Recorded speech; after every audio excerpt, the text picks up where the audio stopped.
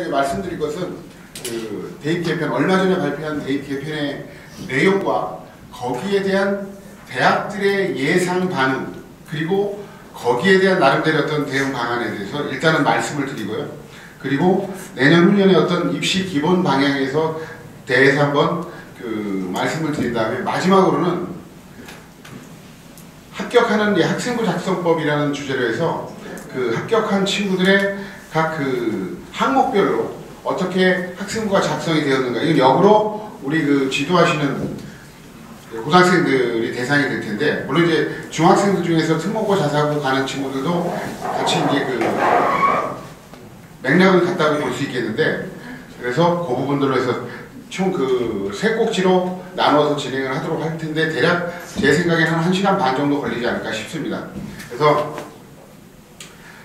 그 지금 제가 보기에 좀 그 현재 우리 문재인 정부가 가장 못하는 분야가 이 교육 분야라고 생각하는데, 워낙 여론의 지금 그 향배에 따라서 그 일관성들을 잃어버리고 그 있는 부분들이 있다고 보입니다. 일단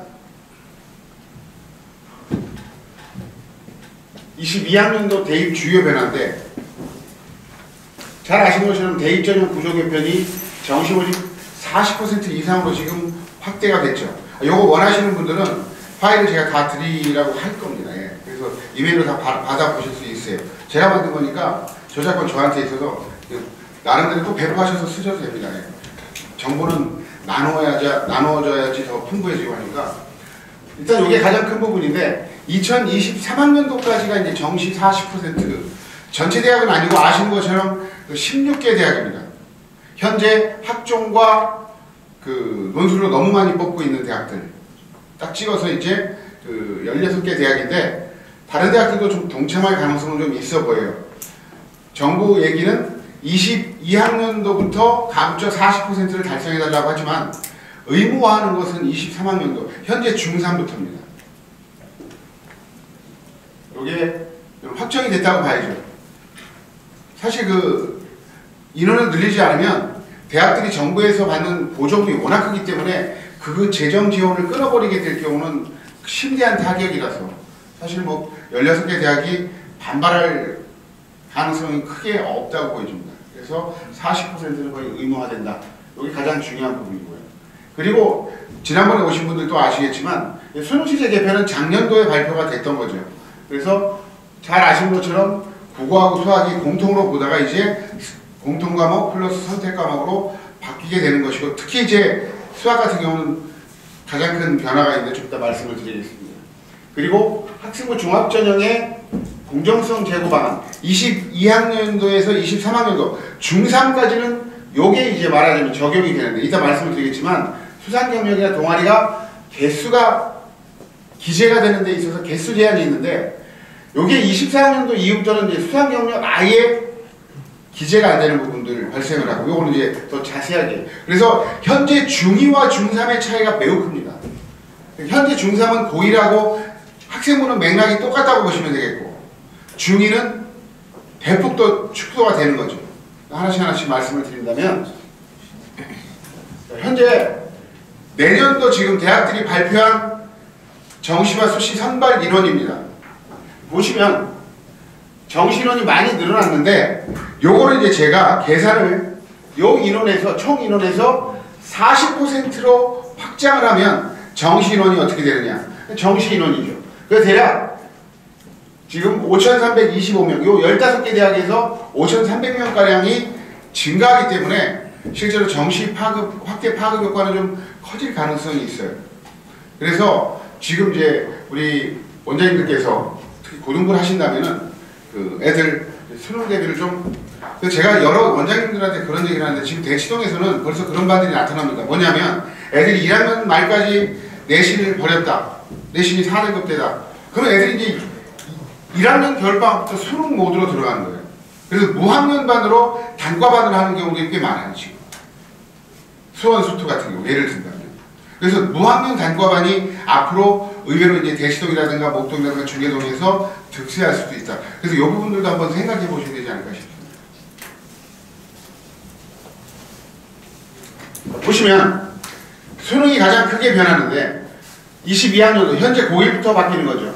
잘 아신 것처럼 국어는 크게 문제가 안 되는데 요 수학이 문과 이과 공통으로 수원 수투를 봅니다. 이게 75점이고 그리고 화통 미적 기하 중에서 이제 태기를 하는 형태로 이게 가장 큰 지금까지 우리나라 수능이나 학력고사 변화에서 가장 큰 부분이라고 볼 수 있죠. 문과 이과가 수학을 같이 보게 된다는 것. 이게 가장 큰 변화라고 볼 수 있습니다.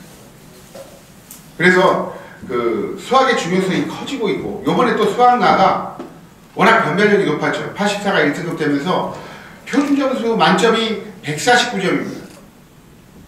그래서 수학이 지금 모든 과목들을 다 끌고 가는 구조가 돼버렸어요. 요번 수능을 본다면 정시에서.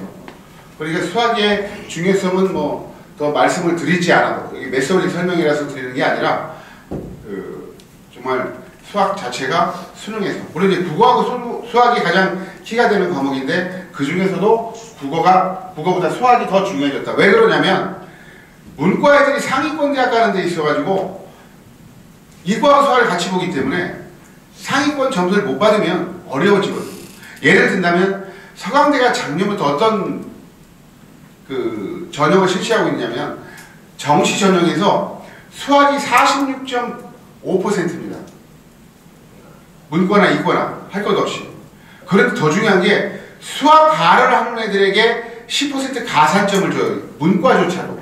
경영학과에 이과 애들이 지원하면 편점수 10% 가산점입니다. 근데 1등급 받은 애들이 한 130점인데 가산점이 13점이 주어지는 거죠. 그래서 수학 잘하는 애들 뽑겠다고 아예 노골적으로 이제 선언을 했는데 서울대도 수학 반영 비중이 문과 이과 관계없이 제일 높고 전체적으로 봤을 때 앞으로 이제 수학 반영 비율을 늘려갈 거예요. 문과 같은 경우에 이따 보시겠지만 경제 경영학과는 대부분의 학교들이 문과일 경우에도 수학의 비중이 가장 높아요. 그 상황에서 문이과를 같이 수능을 본다. 그랬을 때 우리 문과 애들이 수학 성적이 상위권 대학의 경영 경제라든가 이런 데 가는 데 있어서는 매우 중요한 과목이 되었다 라고 볼 수 있겠습니다. 근데 요거는 단지 수능만이 아니라 어디에도 적용이 되냐면 내신에도 적용되는 거 아시죠? 내신도 지금 거의 확통까지는 지금 수원 수투 확통까지는 문이과 구분 없이 같이 배우고 같이 평가를 하잖아요. 근데 이과 애들 이겨낼 수가 없죠, 말하자면. 제가 저쪽 그 분당 야탑 쪽에서 컨설팅을 2학년 문과에 했는데 여자애인데요. 국어, 사회, 영어가 전부 다 1등급인데 수학이 3등급인 거예요. 거기 과거 떨어져가지고 과학 중점 학교라서 걔네들이 왔는데 그 이과 애들을 넘어서지 못하니까 3등급에서 헤어나지 못하는 거예요. 얘가 완전히 그 멘붕이 와가지고. 그런 일들이 있어서 제가 보기에는 지금 중3 애들 같은 경우 좀 탄탄하게 그 문과를 지향하더라도 선행학습이 좀 탄탄하게 이루어져야 되지 않을까라고 생각이 듭니다.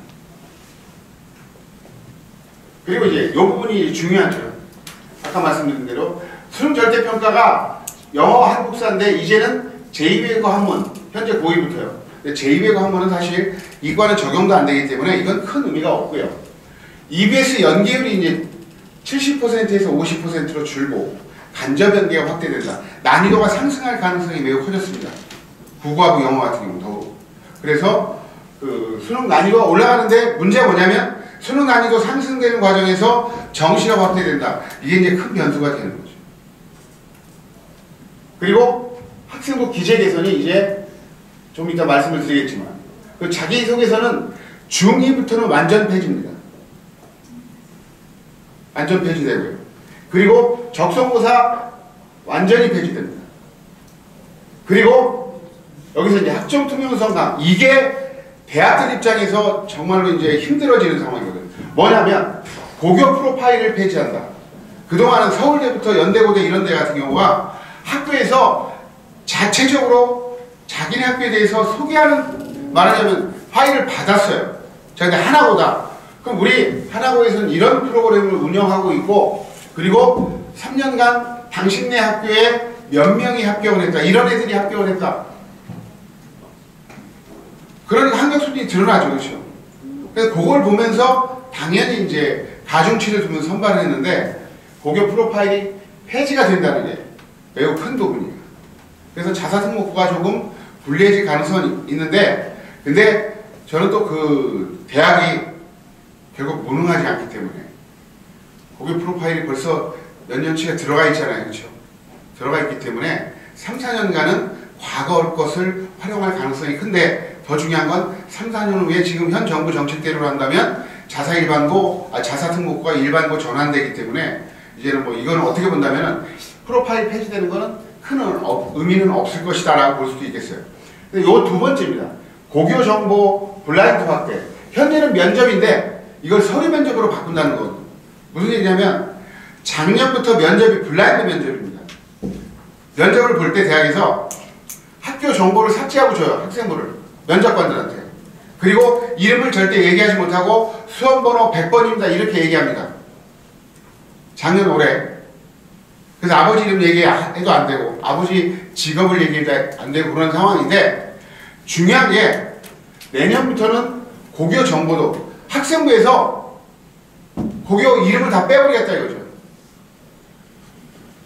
근데 저는 정말 이게 교육부 이 관료들이 정말 탁상 공론이고 현장을 몰라서 하는 일이라고 생각해요. 인적 학적사항 안에서 학교 이름 빼면 의미가 없는 게 자율활동, 진로활동, 봉사활동 그리고 동아리활동 이쪽에 학교 이름 들어갈 수도 있고 그래서 지역도 나타나죠. 봉사활동 같은 경우는 지역이 나타나잖아요. 대략적 추정이 가능한데 그럼 만약에 이제 학교 학적사항에서만 이름 빼는 게 아니라 전체 모든 학생부에서 학교 이름을 빼버린다. 얘는 이렇게도 할 수 있겠죠. 지금 대한민국 IT 기술력으로 봤을 때 그럼 어떻게 될 것인가? 그럼 대학들은 과연 모를 것인가? 저는 알 수 있다고 봅니다. 왜 알 수 있다고 보냐면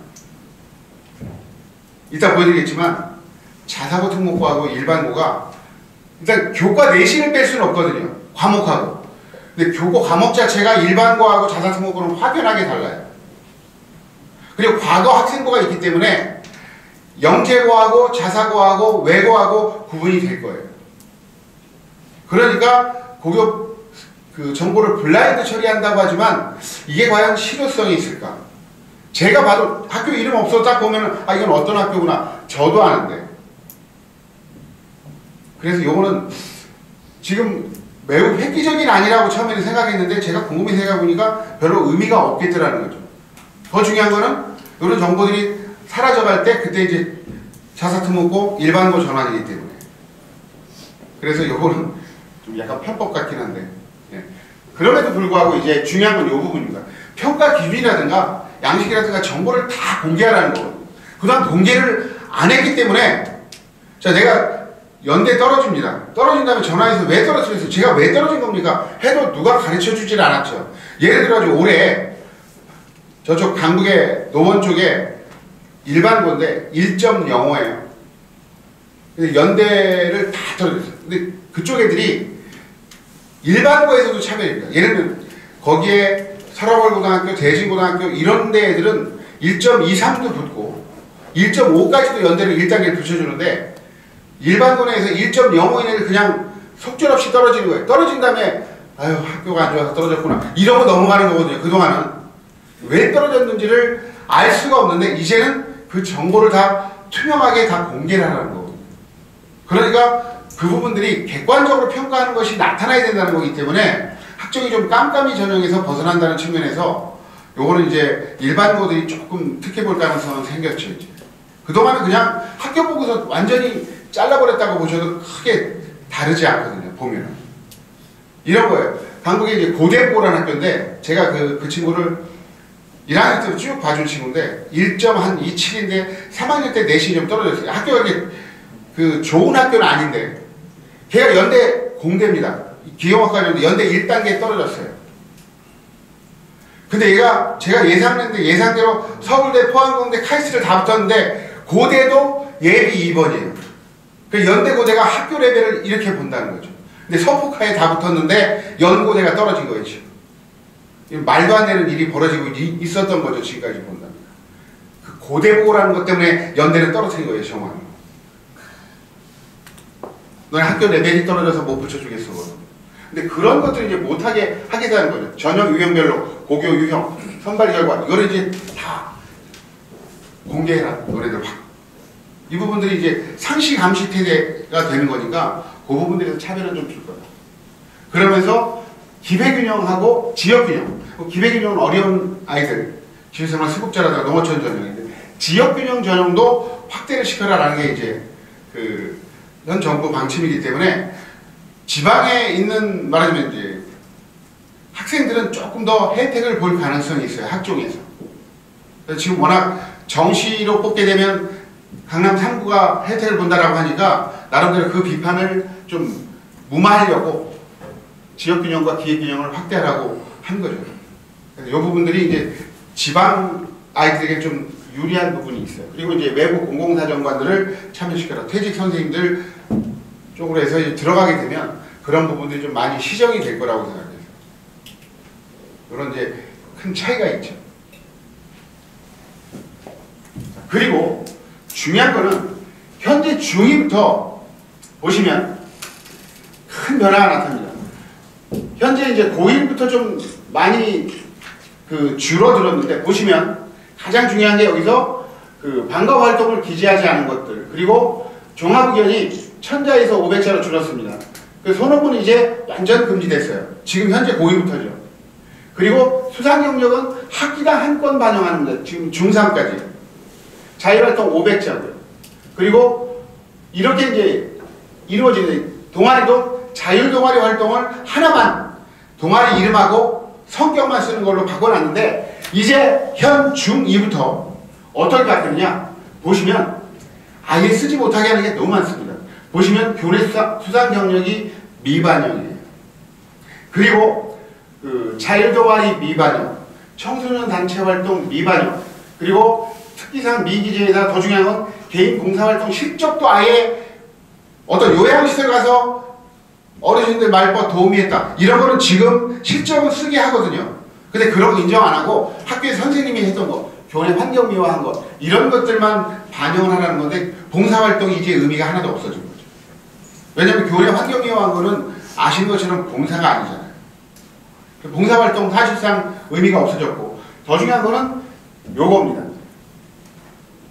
독서 기록이 중2부터는 반영이 안 돼요. 제가 정말 입시 전문가이기도 하지만 교육에 대해서 나름대로 고민을 많이 하고 있는데 대한민국 교육부가 가장 잘못한 거라고 생각합니다.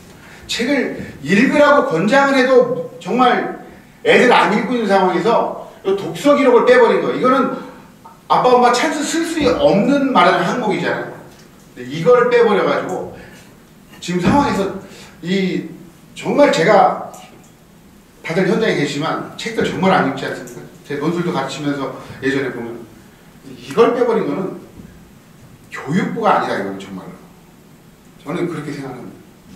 이 부분. 지금 반영하는 게 없어요. 그러면 이제 중요한 거는 학생부 간소화 파급 효과인데요. 일단 방과 활동 이 부분이 특목고 애들이 가장 많이 기재가 되면서 말하자면 일반과 차별성을 갖고 있던 분야인데 그게 이제는 기재 금지되기 때문에 특목자사고에게 좀 불리하죠. 수상경력 학기당 하나 제공하는 거는 경쟁이 치열해지고 있어요. 그래서 이제 지금 현재 중3까지는요 학기당 그래도 하나는 꼭 받아라 이렇게 지도를 해주셔야 돼요. 안 그러면 학생부가 너무 썰렁해집니다. 자, 그리고 비교과 활동이 이제 축소가 되기 때문에 내신의 비중이 늘어날 수밖에 없고요. 그리고 학생부 기재사항이 자수가 다 줄었잖아요. 그러니까 이제 그동안은 다양한 활동들을 다 적었는데 이제는 내 진로와 관련된 활동들, 진로 연계 활동 중심으로 선택과 집중이 이루어질 수밖에 없습니다. 그리고 진로 희망사항을 폐지했지만 종합의견란에는 진로를 쓸 수 있어요. 담임 선생님이 의학도를 지망한 학생으로 이렇게 써줄 수가 있다는 거거든요. 그래서 폐지가 됐지만 사실 폐지된 건 아니다. 반영하지 말라고 해도 반영이 될 수밖에 없죠. 학생부에 나와 있는데 입학사정관들이 어떻게 안 보겠어요. 그래서 이 진로희망사항은 제가 항상 말씀드리지만 1학년, 2학년, 3학년 때 점점 더 구체화시켜 주시는 게 좋겠어요. 생명과학, 예를 들면 생명과학자, 그리고 유전공학연구원, 그리고 나중에 줄기세포 복제연구원, 이렇게 좀 더 구체화. 의사가 아니라 의사, 외과 의사, 흉부외과 의사, 방송인, PD, 다큐멘터리 PD 이렇게 진로를 좀 구체화시켜주는 게 좋겠다 말씀드렸어요. 자, 그러면 지금 대입 지도가 좀 바뀌었지 않습니까? 그것이 누구에게 유리할 것인가? 정시가 확대됐습니다. 당연히 얘네들이 더 잘하죠. 특목자사고, 재수생. 그리고 EBS 연계 축소. 난이도가 높아지는 거죠. 특목고, 자사고, 재수생들이 유리한 부분입니다. 그리고 논술이 단계적으로 폐지된다. 논술은 일반고들이 많이 붙이지 못하기 때문에. 요건 이제 일반고 애들에게. 논술 폐지하면서 요거를 다 어디다 붙이냐면 정시에 갖다 붙이는 거예요. 대부분의 주요 대학, 논술을 실시하는 대학이 거의 15개 대학에 다 들어가 있는데 논술 폐지해서 올리면 거의 정시가 40%가 됩니다. 논술 폐지해서 올려라 이 얘기예요 사실상. 그리고 면접 난이도가 완화된다. 지금 근데 요건 좀 애매한 게 정부에서는 면접을 쉽게 내라고 하는데 대학들이 쉽게 낼 수 없는 구조가 좀 되어가고 있죠. 일반고에 일단 유리한데요. 자, 블라인드 서류 평가. 요 두 가지 다 일반고에게 유리한 부분이라고 볼 수 있어요. 그래서 여기 재밌는 게 조금 이따 말씀드릴 고교학점제는 고교학점제 실시하면은 이 과목들은 다 절대평가하는 거거든요. 절대평가하면은 내신이 특목고 자사고가 불리하다가 절대평가하면 유리해지는 거잖아요. 그래서 특목 자사고 얘네들이 유리한데 중요한 거는 고교 학점제가 실시되는 그 즈음에 다 일반고로 전환됩니다. 그래서 뭐 어디가 유리하다 불리하다 보기 좀 어려운 상황이죠. 자, 그리고 이게 우리 아이들에게 이제 지도하시면서 일단 수학을 아까 확통, 미적, 기하 중에 택을 하나 하는 건데 자연계열 같은 경우는 자연계열 같은 경우는 보시면 상위권 대학들은 미적분과 기하 중에서 하나를 선택하게 했습니다. 그리고 지금 사회가 구분 없이 탐구를 선택하게 해놨어요. 이게 되게 큰 변화인데요. 근데 거의 대부분의 상위권 대학들은 여전히 과학 두 개를 지정해놨기 때문에 아예 응시 지원이 안 되는 거예요. 서울대. 예를 들어가지고 사회 두 개를 보고서 서울대를 지원한다. 그 지원 자체가 안 되는 거기 때문에 상위권 대학들은 바뀐 거는 없어요. 실제로. 그래서 상위권 대학 가려면 역시 기하와 미적 중에 하나를 선택을 해야 되고 그리고 과학 두 개를 선택해야 된다는 거는 바뀐 게 없습니다. 다만 이제 서울여대라든가 이런 데는 사회를 보고 이과 쪽으로 갈 수가 있어졌어요.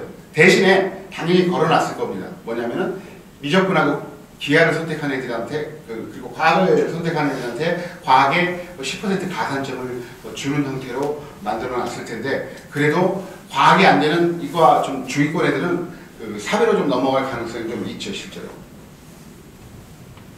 그러면 대학의 예상 대응 방향인데 제가 나름대로 일단 그 학생부에서 적는 내용이 없다는 거는 대학에서 보고 변별력을 갖춰서 판단할 수가 없다는 거잖아요. 그러니까 어떻게 할 것이냐? 수능 체제를 강화할 수가 있겠죠. 너네 이제 학생만 뭐 뽑을 수가 없겠다. 그래서 최저 기준이 있던 서울대 고려대는 강화할 수가 있겠고, 그리고 최저 기준이 폐지된 데가 연대고대 서강대인데, 서강대 성균관대인데, 이 대학들은 최저를 다시 부활시킬 가능성도 있죠. 그리고 얘 어떤 학력 수준이라든가 이걸 모르니까 구술 면접을 강화할 가능성이 있어요. 현재 서울대, 연대고대가 구술 면접을 하고 있는데 일반 전형은 아주 어렵습니다. 서울대. 그런데 지금 지역균형 선발은 800명 뽑는데 예를 들면 학생부만 보고서 이제 학생부와 자소서로 면접을 하거든요. 면접이 좀 쉬워요. 학력 수준 파악하기 어렵다면 지역균형에서도 심층 면접을 볼 가능성이 생겼고, 그리고 연대가 지금 심층 면접이라고 하지만 난이도가 매우 낮고 이과 문과 관계없이 사회 문제 관련해서 좀 쉬운 걸 내거든요. 예를 든다면 저출산 노령화가 이루어지고 있는 상황에서 정년 연장에 대한 학생의 견해를 제시하라. 문이과 이제 같이 요 정도 문제인데 이제 다시 수학과학을 이과에서는 보는 방향으로 갈 가능성도 있죠. 그래서 안 보던 대학들, 서강대 성균관대가 안 보는데 보게 될 수도 있어요. 말하자면 이렇게 될 가능성도 있고. 그 중요한 거는 교과 내신만 가지고 뽑아라. 자율동아리 활동도 안 들어가고, 그리고 봉사활동 안 들어가고, 독서 활동도 안 들어가고 이렇게 되면 근거가 별로 없잖아요. 뽑을 수 있는 자료가 없으니까. 그런데 이제 일반고하고 자사고 차이를 알기 때문에 교과 내신보다는 그 교과 발달사항 거기 세분력 특기사항 아시죠? 그 세특을 더 강화해서 보게 될 가능성이 높습니다. 그래서 이따 세특 작성 방법에 대해서 제가 말씀을 좀 드릴 텐데. 자, 그리고 이제 학종을 세분화해서 지금 서울대처럼요. 일반고 뽑는 지역균형 전형하고 자사특목고 많이 보는 일반 전형인데 여기 말하자면 교과 중심형, 활동 우수형 여기에다가 이제 고대가 내년도에 실시하는 계열 적합형이라고 해서 이렇게 세분화해가지고 자사특목고를 다른 방향으로 좀 우대하면서 뽑을 가능성이 있죠. 그래서 유형별로 세분화해서 선발할 가능성이 있습니다. 4가지 대학들이 이렇게 4가지로 할 것 같고 근데 여기서 이제 중요한 거는 정시 하한선이 40%인데 상한선은 안 정해놨어요. 그러니까 정시를 70%까지도 늘릴 수 있는데 70%까지 늘릴 것인가? 그렇게는 안 할 것 같습니다. 왜 그러냐면 정시로 간 애들이 반수 많이 하면서 이탈을 많이 하거든요. 얘네들은 점수에 맞춰간 거잖아요. 정시 이제 다 아시잖아요. 내 점수 가지고 시험 못 봤는데 그래도 가야 되니까 그래 놓고서 반수한 애들이 아주 많아서 중위권 대학들이 이탈률이 너무 많거든요. 과거에 5년 전까지만 해도 서울대를 가장 많이 보는 대학이 어떤 학교냐면 서강대입니다. 서강대에 간 애들이 자존감이 없어요. 다 서연고 준비하다가 서강대 가가지고 반수해서 서울대 가는 애들이 정말 많아요. 그런 일들이 벌어지기 때문에 정시로 뽑으면 이탈률이 높아요. 근데 수시로 간 애들은 수시는 여기를 목표로 해서 간 애들이라서 이탈이 거의 없어요. 중상위권에서 특히 하위권 대학들은 더 좋아하는 겁니다. 제 후배가 외대 글로벌 철학과인데 철학과 교수인데요. 그 친구는 학종이 너무 좋다는 거예요. 애들이 철학을 너무 좋아하고 근데 정시로 온 놈들은 금방 저 걸어놓고서 반수하러 도망간다. 그래서 정시를 많이 확대하지는 않을 텐데 그리고 뭐 서울대 같은 데는 정시를 좀 더 확대할 수도 있겠지만 서울대가 워낙 수시를 또 좋아하는 상황이라서 그렇게까지 확대하지는 않을 거라고 보여집니다. 대략 요 정도에서 학종 비율을 좀 줄일 수는 있겠지만 크게 달라지지는 않을 거라고 보여지고 그 안에서 대학들이 나름대로 내년도 2022학년도 그 대입 계획이 나옵니다. 각 대학별로 거기에서 나름대로 내후년까지 어떤 틀 자체가 좀 잡혀서 나오지 않을까 싶어요. 그래서 내년 4월달이 매우 궁금해지는데 그때 4월달에 대학들이 발표를 하게 되면 제가 다시 한번 전체적으로 대학들의 방향이 바뀌었다면 거기에 대해서 한번 이런 자리를 더 마련할 수 있다면 한번 마련해서 설명해 드리는 자리를 갖도록 하겠습니다. 자, 그리고 제가 이제 우리 신승 과장한테 연락을 받았는데 고교학점제에 대해서 궁금해하시는 분들이 있다고. 2025학년도부터 시작이 됩니다. 근데 되게 재밌는 게 고교학점제는 한마디로 다양한 과목들을 너네 진로에 맞춰서 다 들어가요. 지금 학교 선생님들, 부장 선생님들이요, 교무부장들이 어떤 교육을 받고 있냐면 교육부에서 실시하는 교육이 중간고사, 기말고사 시험 시간표 짜는 교육을 받아요. 왜 그러냐면 과목이 30가지가 되기 때문에 시험 시간표 짜는 것도 어려워지는 거죠.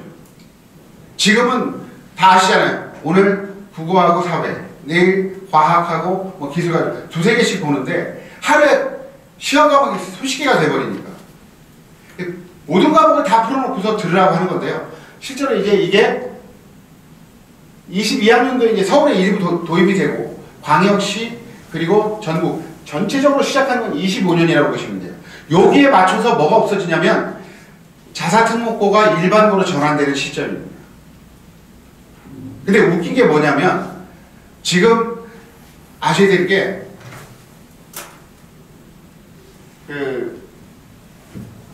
고교학점제 그리고 이제 당장의 2015 개정교육과정 자체가 그런데 다양한 과목을 많이 들으라고 하고 있어요. 지금 아시겠지만 우리 혹시 이제 고등부원장님들 아시겠지만 지금 고2부터 많은 과목들을 막 듣고 있습니다. 여행지리부터 고전일기 막 이런 과목들을 막 듣고 있어요. 지금 경제 수학에 그걸 많이 들으라고 하는 거예요. 학종에서 그래야지 전에 유리하다고. 근데 어떤 문제가 생겼어요? 정시를 늘려놨습니다. 수능에서 그런 과목을 안 봐요. 교육과정에서는 너네 많은 과목을 들어. 근데 수능을 늘려놓고 수능에서는 국수 영탄만 봐요. 지금 이게 충돌하고 있습니다. 그래서 교육부가 발표한 게 뭐냐면 2028학년도는 수능을 달리 가겠다라고 하죠. 서술형 수능으로 가겠다는 거예요. 2028학년도. 제가 계산이 안 되는데 초2나 초3일 것 같은데 초2, 초3부터는 서술형 수능으로 가겠다고 지금 공언했는데 이건 예전부터 나왔던 거라서 정권이 바뀌어도 그렇게 갈 것 같습니다. IB 수능이라고 해서. 지금 일본도 일부 도입하고 있어서 말하자면 4차 산업혁명 시대에 가장 적합한 뭐 수능 형태라고 해서 요거는 이제 갈 것 같아요. 그대로. 그래서 현재 초2나 초3 수학에서 또 이제 선원술형으로 가는 거예요. 약식 한 2, 300자 쓰기에 이제 말하자면 그 프리욕 수능으로 가는 거죠. 요건 거의 확정됐다고 보셔도 될 겁니다. 그래서 요 부분들에 대한 이제 앞으로 세미나도 나오고 할 텐데 이번에 그 국가교육위원회 그 의장이라는 사람도 그 얘기를 했죠. 28학년도 선원술형 수능은 불가피하다라고 얘기를 하고 있습니다. 그래서 요 교육과정과 수능이 충돌하기 때문에 또 어쩔 수 없이 그 제시하는 부분이 또 있는 거죠. 어떻게 진행이 되냐면 다양한 말하자면 보시면 학교에서 교육과정을 다 꾸려놓고 그리고서 애들이 진로와 학업 설계를 한 다음에 거기에 맞춰서 다양한 과목을 이제 신청을 해서 수강 신청을 대학처럼 하는 거예요. 그리고 수업은 어떻게 이제 될지는 사실상 아직까지는 모르겠지만 많은 애들이 듣지는 않을 텐데요. 그리고 학생평가를 과정 중심으로 해서 꼭 시험을 보겠다는 게 아닙니다. 그러면서 이때부터 뭐냐면은 절대평가를 하겠다는 거예요. 성취도 평가, ABC로. 그리고 미수하면 보충 그 프로그램 제공해서 학점을 취득해가지고 몇 학점을 들어야지 졸업할 수 있게끔. 완전히 대학으로 똑같이 보시면 돼요. 대학이라고 생각하시면. 요거를 이제 25학년도부터 시작을 한다는 거죠. 보시면 그래서 이제 고교학점제 시행하게 되면 학교생활 기록부가 이렇게 바뀐다는 거예요. 지금은 석차 등급 상대평가인데 절대평가로 바뀐다는 겁니다. 애들이 많이 듣지 않기 때문에 20, 30명 듣는데 1등급을 2등급 구분한다는 게 의미가 없어서 이제는 이렇게 절대평가로 바뀌게 될 가능성. 그래서 그때는 또 이제 대학에서 학생부 반영 방식이 바뀌고 교과 전형 자체가 없어질 가능성이 있겠죠. 다 일반고 됐는데 교과 전형이 없어지는 상황이 발생할 수 있을 수 있죠. 자, 그럼 이제 이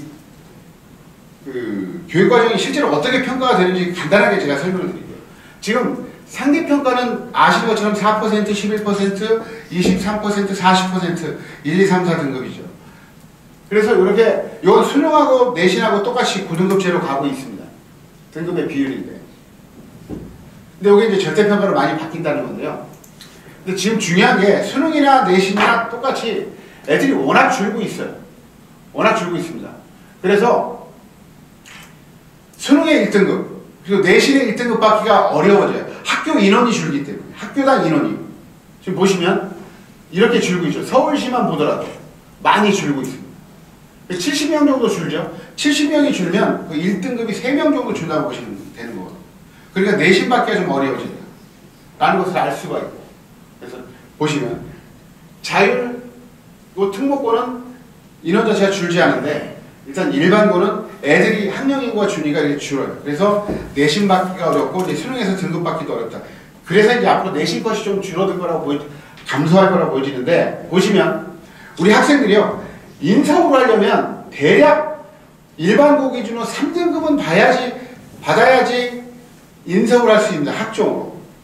이거 못 받으면 일반고에서 좀 어렵다고 봐야죠.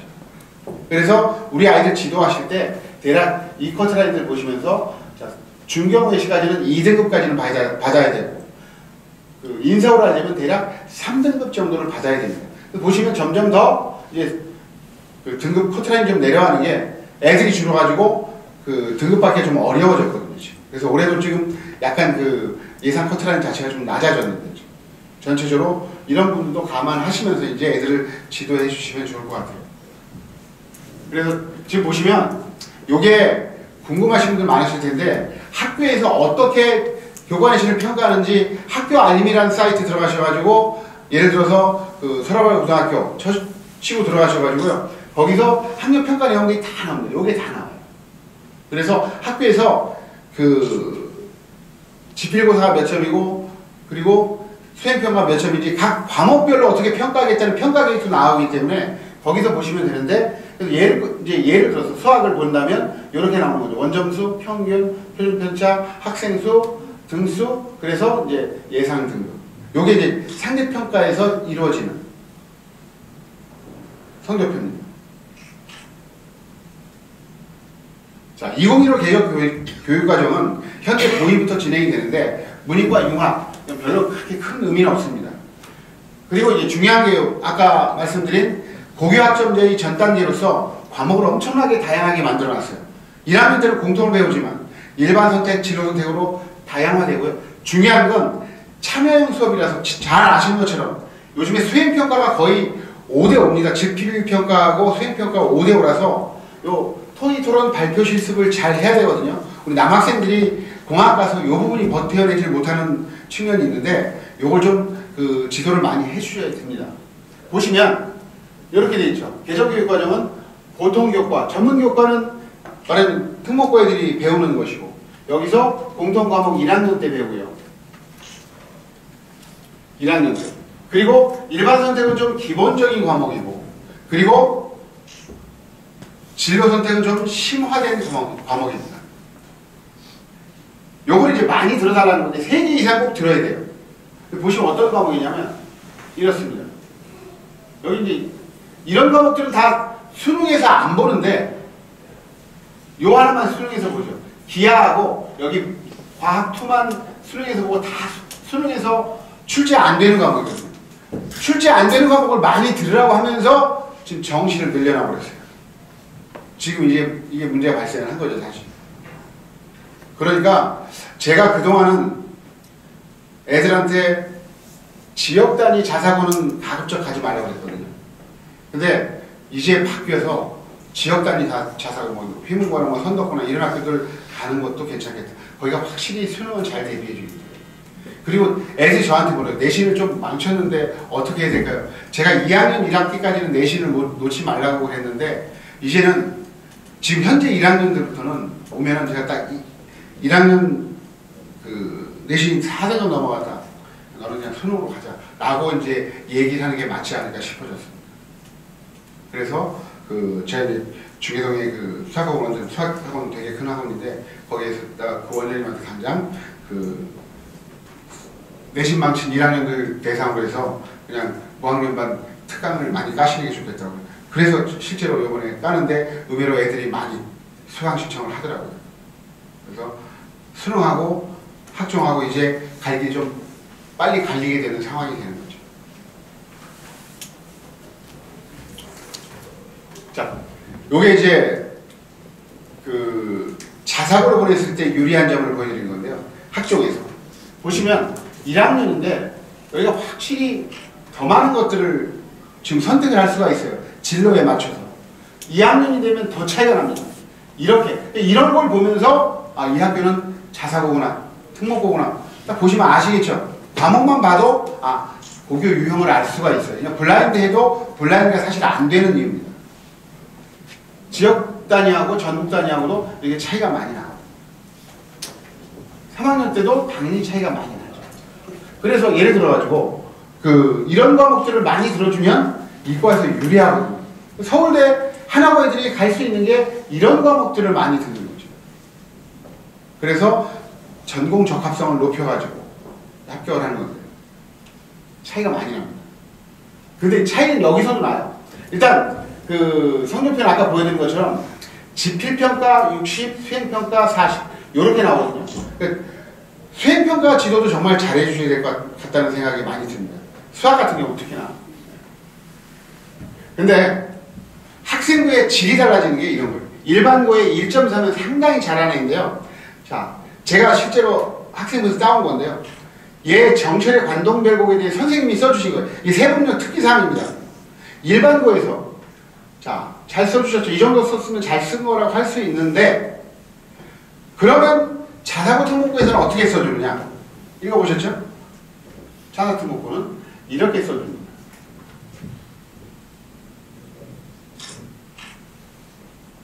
국문학과 가는 애에게는 이게 확실히 내용적으로 더 전공 적합성이라는 측면에서 부합되는 내용이에요. 그러니까 여기서 다릅니다. 일반고와 자사고가 달라지는 게 이제 세트 이런 데서 이렇게 달라집니다. 확실히 느끼시죠 차이를? 일반에도 아니고 여기 1.4거든요. 전교권 한 4, 5등 하는 애인데 걔것하고 여기 얘도 잘하는 애긴 한데 확실히 달라지죠. 여기서 말하자면 이제 교과 내신을 극복하고서 사실 극복보다도 TO를 나눠서 선발을 하긴 합니다. 일반고하고 자사특목고. 그래서 자사특목고가 서연고를 많이 보내는 이유가 이제 서류상으로 이렇게 드러나죠. 이따도 보여드리겠죠. 자, 그리고 보시면 서울대 수시 1단계 합격자인데요. 자, 휘황찬란한 학교들입니다. 많이 붙었죠, 1단계. 근데 이제 밑으로 가시면 강남에 정말 좋은 학교들이에요. 숙명고, 휘문고, 중동, 여기 휘문고, 중동고, 그리고 세화고, 세화여고 다 자사고잖아요. 그래도 여기가 지금 인원수 대비요. 하나고하고 비교했을 때 1단계 합격자 차이가 확실히 나거든요. 자사특목고를 서울대도 이렇게 우대하고 있다는 거죠. 그 얘기는 이 강남 엄마들이 학종을 싫어하는 이유가 여기서 나와요. 정말 가장 싫어하는 게 강남 엄마들 얘기하면 학종 정말 싫어합니다. 왜냐하면 내신이 기본적으로 뒷받침이 안 되면 제 아무리 강남의 승용역에서 잘해도 서연고는 가기 어렵기 때문에 3등급 넘어가면 중경외시까지 가기가 어렵거든요. 강남군대 3등급 애들이 잘해요. 수능을 보면 승용여고에 3.3등급인데 국영수가 다 1등급인데요. 모의고사. 엄마들이 이제 미치는 거죠. 확실히 자사특목고를 우대하는 전형이라는 거는